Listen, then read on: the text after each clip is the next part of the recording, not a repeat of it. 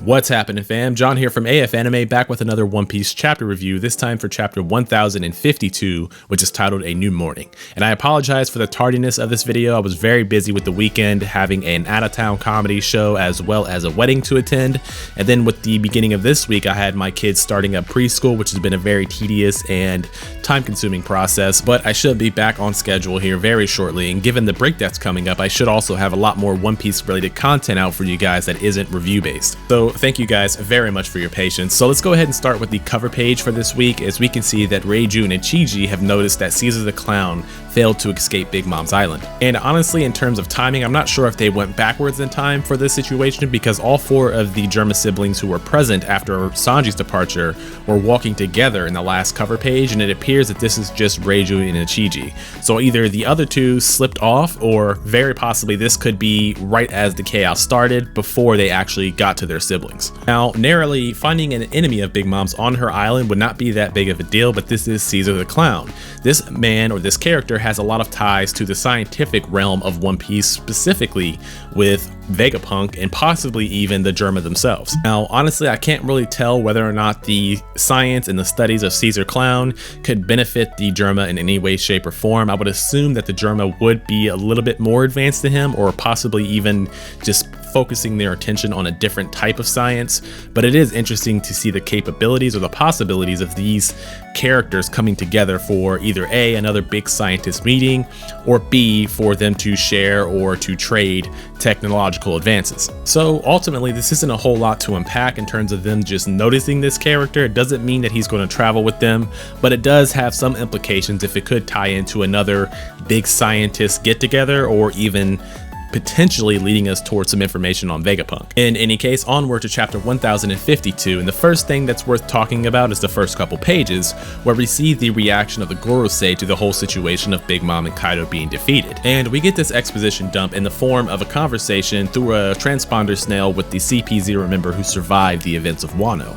And they seem to still be adamant about capturing Robin, but the CP0 member doesn't seem too confident, as it appears that he is faking an interference with his phone call. Or at the very least, that's kind of how it seems, as the quotation bubble shows the sound effects of an interference. But at the end of that conversation, it appears that someone is promising to go to where they are. So maybe it could be Green Bull or possibly someone else. I guess we'll just have to see. And I guess the next point of discussion would be the very next two pages, which encompasses a conversation between two of the worst generation members in the form of X-Drake and Hawkins. And in this conversation, we get a flashback to the moment where he spoke about a certain man having a 1% chance of survival. And I think most of us probably thought that was supposed to be Luffy, but it actually appears that the man in reference here is actually Hawkins himself. Now, we don't actually get a confirmation whether or not Hawkins is dead here, but from my honest opinion and from what we can see in these two panels, maybe he is actually among the casualties of Wano. Next, we do get to see some of the after effects of Wano's liberation when we see that the kids of Wano are in need of a re-education.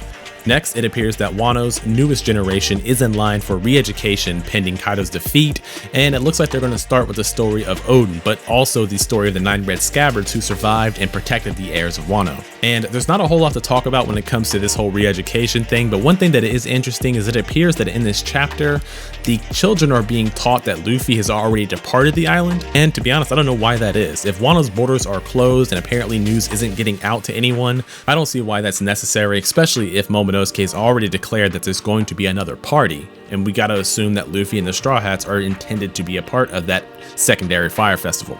And the rest of this chapter, for the most part, is just Luffy and everybody having a good time, but we do get one more moment of somber thought as we check in with the Eternal Graves region of Ringo, where we see that Kawamatsu, Kinemon, and even Marco are planning the construction of another shrine dedicated to Kozuki Odin, surrounded by the shrine to represent his followers, more specifically Izo, as well as Ashura Doji, who are officially confirmed as being dead as of this chapter. So moving on to the lighthearted part of this chapter, as promised, we start off with Yamato stating that she is not eating, which is one of those samurai things where she claims she's not hungry, which is a fun callback to the Code of Samurai, where Momonosuke was in fact hungry, but as a samurai, he's not supposed to say that. We also get a announcement from Hiyori telling Momonosuke that Luffy and Zoro have finally awakened. And this is also executed with another lighthearted callback to Hiyori dropkicking Momonosuke in a tomboyish fashion. Naturally, meat and booze are the first two lines we get from Luffy and Zoro after they've awakened. We do get a bit of a conversation between them and Momonosuke where they funnily react to his new appearance and even ask if he's tough like Odin and threaten to punch him to see if he can take a punch.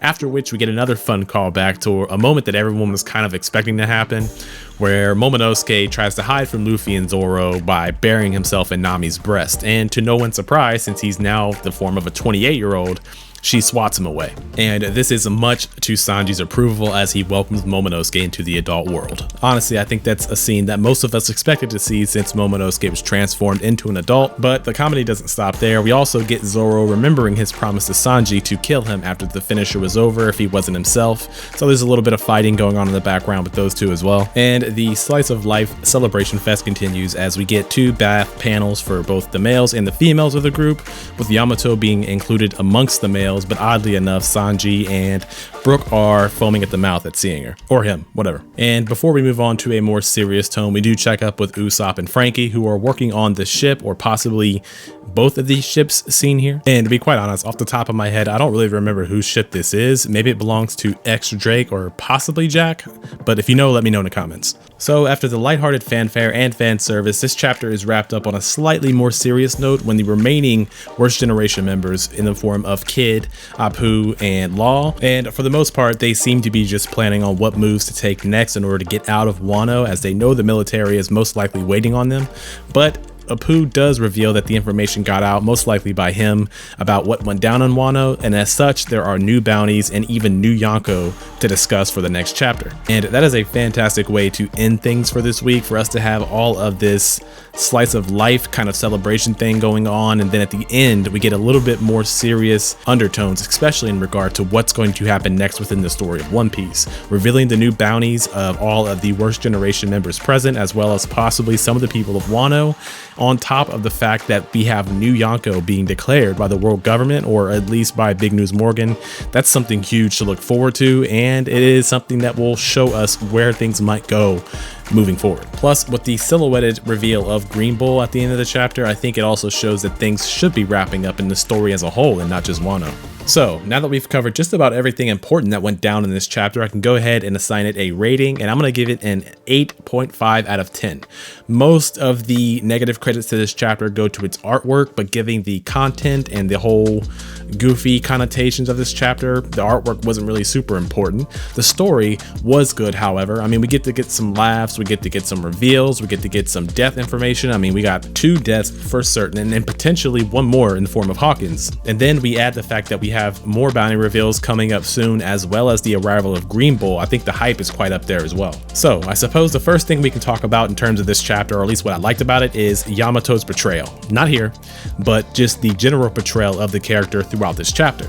We see that Yamato engaged in fasting and abstaining from bathing until Luffy and Zoro were healed up, and that's already cool and self-sacrificial in terms of hoping the best for Luffy and his companions, but at the same time we see that there is some form of reverence that Yamato has for the code of the samurai and how they operate. What's more, throughout this chapter we see Yamato truly does identify as a male, whereas Okiku is a slight bit different, as they refer to themselves as they, them, or this one. So I suppose that's a great way for Oda to show that gender fluidity is not a problem when it comes to the world of One Piece, as everyone is free to be and choose what they want to be, and also what they want to joy, because despite the fact that Yamato chooses to be a male and identify as a male, it doesn't change the fact that she has breasts, and Sanji and Brook seem to really enjoy that when it comes to the bath scene. So all of those points I made about Yamato and their presence in this chapter just goes to show that Oda has a masterful way of world building and showing us certain aspects of a character's personality and how those personalities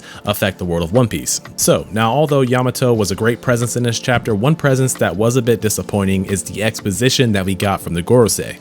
I mean, to be honest, when I saw that they had the first page dedicated to themselves and their location in Marijua, as well as a second page in their conversation with the remaining CP0 member, and in all honesty, the only thing that we really learned from this situation is that Zunisha has already departed from Wano. And while this does come across as an important bit of information, we don't exactly understand why that is, as most of us I think would have assumed that Zunisha would have been integral to protecting Wano from the world government, the way it was set up with him kind of lording over these marine ships. But ultimately they seem to be disheartened by the fact that Wano's closed its borders, which I guess makes it impregnable. So as I said, the exposition dump we got is just a bunch of information that we already knew. The only outlying factor is Zunisha's lack of presence, and we don't even know what that means by the end of the chapter, so I felt that was kind of pointless. So moving on to a more positive note, I would say that the way that death was depicted in this chapter, or at least the understanding or acceptance of death, I think that it is a key indicator of how dark things may come when it gets to the end of this One Piece story. Now, admittedly, the One Piece story has kind of been a campy ride where death is almost a non-existent concept to the Straw Hats and their companions. But if we look at the fact that they did technically lose 2 allies in the form of Izo as well as Ashura Doji, and then we look at Hawkins, who technically wasn't an ally to the Straw Hats in any way, shape, or form, but if he is truly dead, it goes to show that even the worst generation aren't exempt from having their lives or potential wiped out when it comes to getting involved in situations that are as heavy-handed as Wano was. Now, I'm not saying that Hawkins was a beloved character by any means. I will say though that his devil fruit or his fortune-telling powers were something that were unique to One Piece, so if he is truly dead, I would say that that is an aspect that we are going to miss. But for sure, with Izo and Ashura Doji, this is a concept of finality when it comes to death and how the One Piece characters deal with it.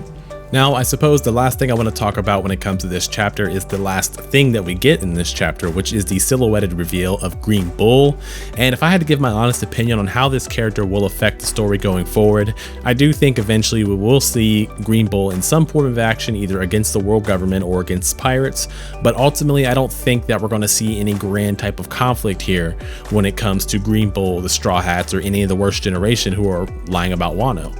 Obviously, I will say that he shouldn't have any problems getting into Wano, considering that he is flying from what seems to be a plant on his back. But ultimately, what I do think this will boil down to is a similar situation with Kizaru and Aokiji, where there might be a brief confrontation, but ultimately the admirals are there just to kind of scare the Straw Hats into moving forward with their next journey. Although I will say that a lot of people do believe that Green Bull may have some ties to Wano and possibly might even be from Wano himself. So to that extent or that end, I would be excited to see if maybe he's tied to Zoro or the Shimotsuki clan in some way, shape, or form.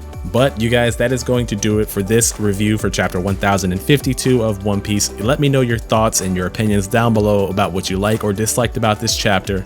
Honestly, I know that we're about to be on a very long break when it comes to One Piece, and it's going to be dry out there in terms of new One Piece content, maybe some news and updates in terms of the live action adaptation. If that is the case, I will be updating you guys as much as possible with all the information that I learn, as well as the casting. But over this long break, I will be making more of a concerted effort to put out more One Piece related content that isn't review based. So once again, you guys, thank you very much for watching. If you enjoyed this content, please like, share, and subscribe to see more like it. Once again, I thank you for watching. My name is John from AFA, and I'll see you in the next one.